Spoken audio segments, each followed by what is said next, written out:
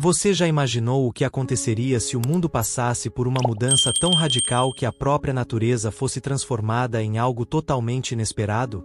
E se, de repente, forças além do nosso controle começassem a dominar, trazendo caos e destruição para tudo o que conhecemos?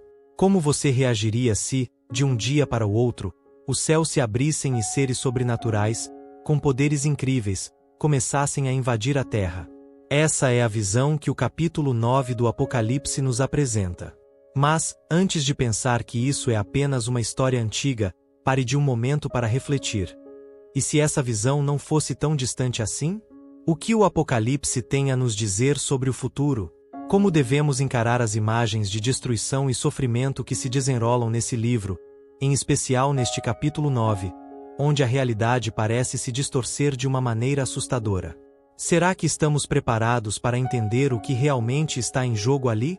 E mais importante, o que isso tem a ver com o nosso mundo atual? O que a Bíblia quer nos ensinar com essas imagens de caos e destruição, e como elas podem nos ajudar a entender melhor os tempos em que vivemos?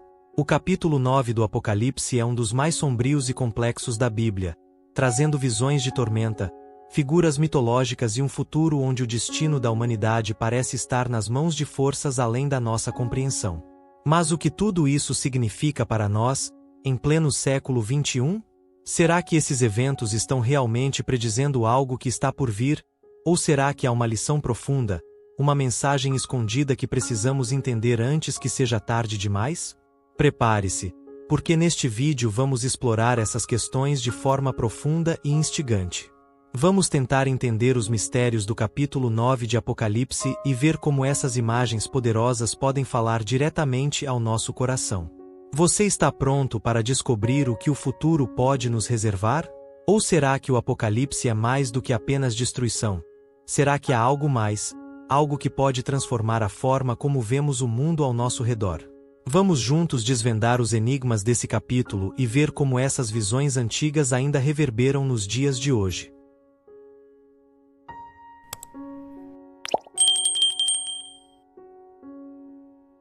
O primeiro versículo do capítulo 9 de Apocalipse começa com um evento dramático. O quinto anjo toca a trombeta, e o que se segue é uma das visões mais impressionantes e aterradoras da Bíblia. João, o apóstolo, descreve o que viu. E vi o anjo que tocava a trombeta, e vi cair do céu à terra uma estrela que tinha a chave do poço do abismo. A estrela que cai do céu não é uma estrela literal, mas uma figura simbólica, representando talvez um ser celestial ou um poder que tem autoridade sobre o mal. Ela recebe a chave do abismo, um lugar de tormento e escuridão, onde as forças do mal estão presas. O abismo, que nas Escrituras é comumente associado à prisão de demônios e espíritos malignos, agora é aberto, e o que sai de lá é inimaginável. João continua, descrevendo o que acontece assim que o abismo é aberto. E abriu o poço do abismo, e subiu do poço uma fumaça, como a fumaça de uma grande fornalha, e o sol e o ar se escureceram com a fumaça do poço. A cena é apocalíptica e aterradora. A fumaça que sobe do abismo escurece o sol e o ar, criando uma atmosfera de desolação e desesperança. Imagine o calor intenso, o ar denso e sufocante, uma sensação opressiva que faz com que a vida, que antes parecia normal, agora pareça impossível. Essa é a primeira imagem que João nos dá. A abertura do abismo e o impacto imediato dessa libertação de forças malignas sobre o mundo. Este momento é um aviso claro. A abertura do abismo e a fumaça que obstrui a luz do sol são símbolos de como o pecado e o mal podem obscurecer a luz de Cristo no coração do homem. Quando nos afastamos de Deus, entramos em um estado de escuridão espiritual, onde a esperança parece escapar e o caos começa a se instalar. O abismo, então, é um reflexo desse afastamento, onde as forças do mal ganham terreno e a luz de Deus parece se distanciar. Em nossas vidas, podemos refletir sobre o significado dessa abertura do abismo. Como cristãos, precisamos estar atentos aos sinais de que o mal está se infiltrando em nossas vidas, porque, assim como a fumaça obscurece o sol, o pecado pode obscurecer nossa visão espiritual e nos afastar da verdade divina. A metáfora do abismo nos chama a refletir sobre a importância de manter a fé e a vigilância em Cristo, para que a escuridão não domine nossos corações. E é nesse cenário de escuridão e mal que surgem as criaturas que trazem ainda mais destruição e sofrimento ao mundo. Ao abrirmos o capítulo seguinte, vemos as criaturas que saem do abismo, seres aterradores, que representam as forças mais sombrias que podemos imaginar.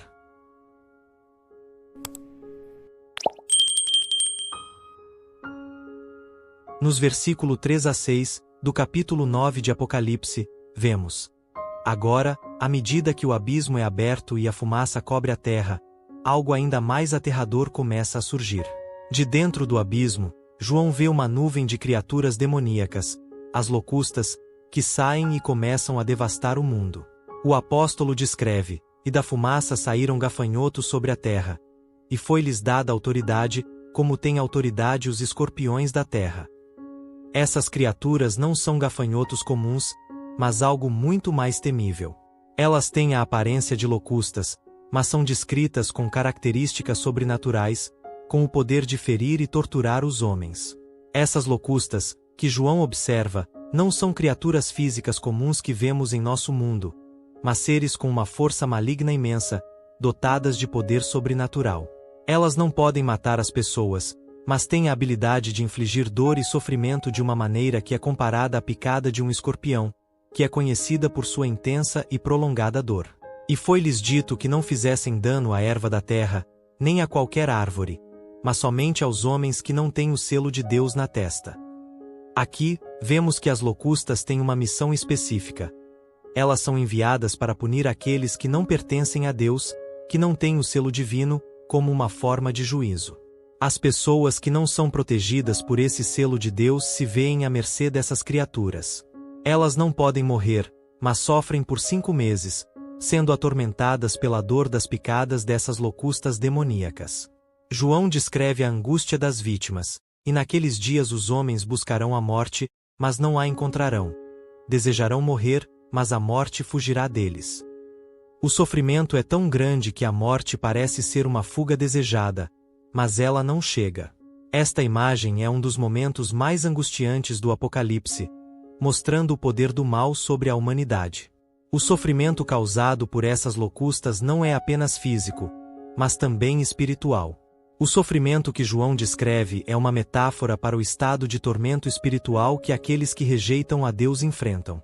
Eles estão em um estado de angústia profunda, sem esperança de alívio, porque a morte, que normalmente seria uma libertação, agora lhes é negada.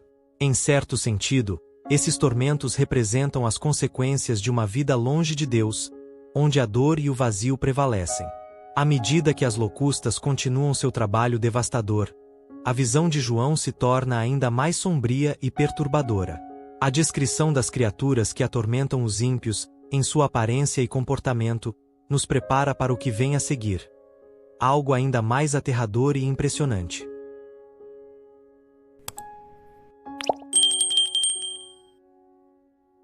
Depois de descrever o impacto devastador das locustas, nos versículos de 7 a 11, João passa a detalhar sua aparência, uma visão que combina o grotesco com o simbólico, deixando claro que estas não são criaturas comuns.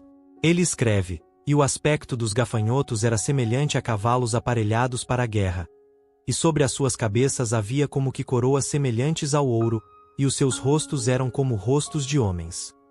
Essa descrição ilustra a natureza híbrida das locustas, unindo características humanas, animais e sobrenaturais. As locustas tinham corpos semelhantes a cavalos preparados para a guerra, mostrando sua força e prontidão para o conflito. As coroas sobre suas cabeças indicam domínio e autoridade, mas eram coroas falsas, semelhantes ao ouro, simbolizando poder usurpado, uma imitação do verdadeiro poder divino. Seus rostos, descritos como rostos humanos, sugerem inteligência ou astúcia, características que tornam essas criaturas ainda mais assustadoras, pois elas não agem apenas por instinto, mas com uma intenção perversa. João continua: tinham cabelos como cabelos de mulheres, e os seus dentes eram como os de leões. O cabelo, delicado e feminino, contrasta com os dentes ferozes e letais dos leões, criando uma dualidade que reflete a sedução e o perigo. Essa combinação de beleza aparente e ameaça mortal simboliza as armadilhas do pecado, que frequentemente parecem atraentes, mas resultam em destruição. A descrição prossegue, e João menciona: tinham couraças como couraças de ferro, e o ruído das suas asas era como o ruído de carros de muitos cavalos que correm ao combate. As couraças de ferro destacam a invulnerabilidade dessas criaturas, indicando que elas não podem ser derrotadas pelas forças humanas. Já o som de suas asas, semelhante a um exército em marcha, reforça a imagem de uma força imparável que causa terror por onde passa. Por fim, João descreve: tinham caudas semelhantes às dos escorpiões e ferrões, e nas suas caudas tinham poder para danificar os homens por 5 meses. As caudas, com ferrões letais, são um instrumento de tormento, simbolizando o castigo que elas infligem à humanidade. A duração de 5 meses, embora limitada, é longa o suficiente para causar um impacto profundo, representando um período de juízo e sofrimento. Com essa imagem detalhada das locustas, João nos leva a refletir sobre o significado de sua aparência e sua missão, enquanto suas características simbolizam diferentes aspectos do juízo divino.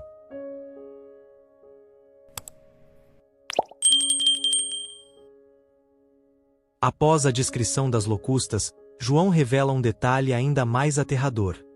Essas criaturas não agem sozinhas. Elas têm um líder, um rei que governa essa horda de destruição. Ele escreve: e tinham sobre elas, como rei, o anjo do abismo. Em hebraico o seu nome é Abaddon, e em grego Apolion. Esses nomes, que significam destruidor, sintetizam a essência dessa figura, um ser dedicado à ruína e ao caos. Abaddon não é apenas um símbolo de destruição física, mas também de destruição espiritual. Como anjo do abismo, ele representa a personificação do mal, alguém que lidera as forças das trevas contra a humanidade. Sua presença no texto é um lembrete de que o mal tem organização, estratégia e liderança, tornando a batalha espiritual ainda mais intensa. O fato de ele ser chamado por 2 nomes, um em hebraico e outro em grego, aponta para a universalidade de sua influência. Ele não é limitado por fronteiras culturais ou linguísticas. Sua missão abrange toda a humanidade. Essa dualidade também reforça a ideia de que o juízo divino é compreensível para todos, independentemente de sua origem ou crença. No entanto, mesmo diante dessa figura imponente, é importante notar que ele é descrito como um anjo do abismo, e não como alguém igual a Deus.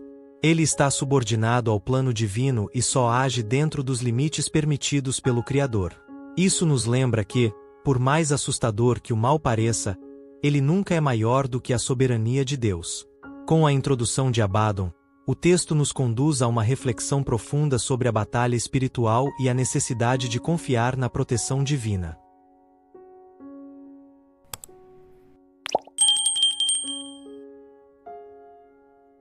Após a revelação de Abaddon como o rei do abismo e o líder das locustas, no versículo 12, João faz uma pausa em sua narrativa para destacar um aviso solene: o primeiro ai passou.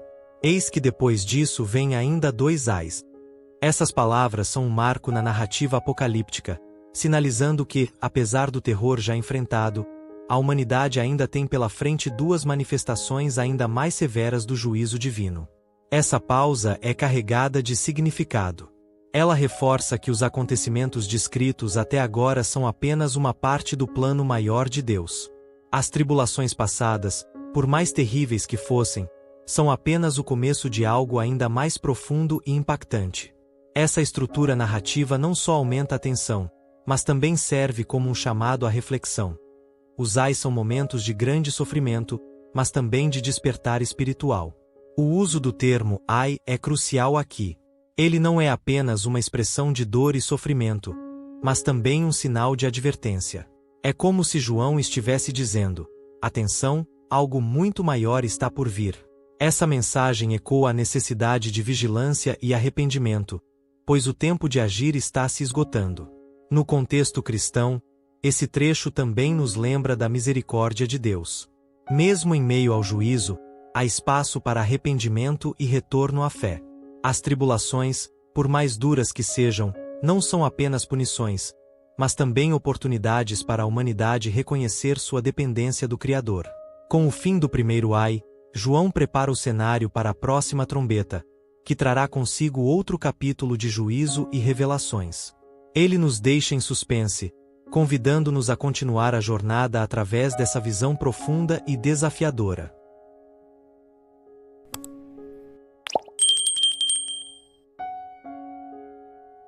Se você está gostando dessa incrível viagem pelas histórias bíblicas e quer continuar explorando os mistérios e ensinamentos da fé, aproveite para se inscrever no canal agora mesmo.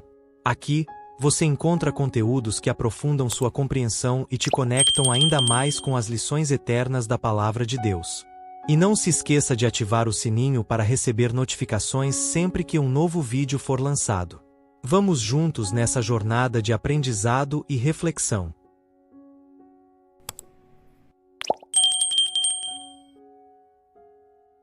Com o toque da sexta trombeta, entre os versículos 13 e 19, João é levado a presenciar outra revelação surpreendente e assustadora. Ele escreve: "O sexto anjo tocou a trombeta, e ouvi uma voz que vinha dos 4 cantos do altar de ouro que está diante de Deus. E dizia ao sexto anjo que tinha a trombeta: Liberta os 4 anjos que estão presos junto ao grande rio Eufrates." Essa ordem marca o início de outro evento cataclísmico. Os 4 anjos, até então confinados, são liberados para cumprir sua missão, uma tarefa que foi preparada para a hora, o dia, o mês e o ano. Essa precisão no tempo nos lembra do controle absoluto de Deus sobre os eventos do mundo. Nada acontece ao acaso. Tudo está alinhado com o plano divino. Esses anjos não são mensageiros da paz, mas agentes de destruição. Quando libertados, eles lideram um exército impressionante de cavalos e cavaleiros, descritos com detalhes vívidos e perturbadores. João escreve: "O número das tropas de cavalaria era de 200 milhões, eu ouvi o seu número." Esse número assombroso não é apenas uma descrição literal, mas simboliza a imensidade e o impacto dessa força. Os cavalos são descritos de maneira extraordinária. Suas cabeças são como de leões, e da sua boca saem fogo, fumaça e enxofre. Suas caudas, semelhantes a serpentes, possuem cabeças que ferem. Essa visão simboliza a devastação e o sofrimento que eles trazem, uma força imparável que espalha destruição por onde passa. João continua, descrevendo as consequências da chegada desse exército.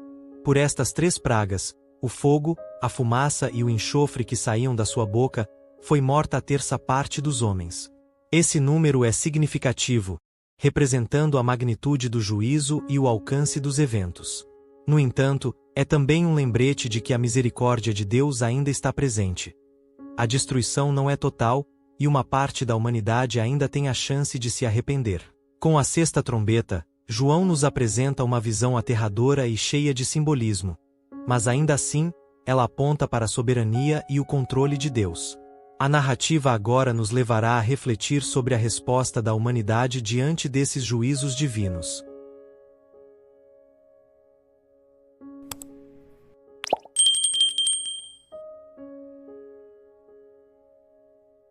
João, após relatar as visões aterradoras da sexta trombeta, nos versículos 20 e 21, volta sua atenção para um aspecto profundamente humano: a reação da humanidade diante de tamanha devastação. Ele escreve: "Os restantes dos homens, que não foram mortos por essas pragas, não se arrependeram das obras de suas mãos." Essas palavras revelam um cenário surpreendente. Mesmo após testemunhar tamanha destruição e evidências do juízo divino, muitos permanecem obstinados em seus caminhos. A recusa em se arrepender é descrita de forma detalhada. João menciona que eles continuaram adorando ídolos de ouro, prata, bronze, pedra e madeira, ídolos que não podem ver, nem ouvir, nem andar. Essa idolatria não é apenas literal, mas também simbólica, representando a substituição de Deus por outras prioridades, seja poder, riqueza ou prazeres terrenos. Aqui, João ressalta o profundo afastamento de Deus que essas escolhas representam. Ele continua: "Nem se arrependeram de seus homicídios, de suas feitiçarias, de sua impureza e de seus roubos." Esses atos simbolizam a decadência moral da humanidade, uma sociedade que não apenas rejeita os mandamentos divinos, mas também escolhe conscientemente viver em oposição a eles. A lista é uma acusação direta: apontando comportamentos que ferem a ordem divina e a dignidade humana. Essa parte do texto é um lembrete poderoso sobre a dureza do coração humano e a complexidade do livre-arbítrio. Mesmo diante de sinais inegáveis da soberania e do poder de Deus, a escolha de se arrepender ou não continua sendo uma decisão pessoal. Isso nos leva a refletir sobre o quanto nossas próprias escolhas podem nos afastar ou nos aproximar do Criador. A narrativa de João não termina aqui. Após descrever a reação da humanidade, ele nos prepara para novas revelações e visões que continuam a desvendar o grande plano de Deus. Mas isso será tema dos próximos vídeos.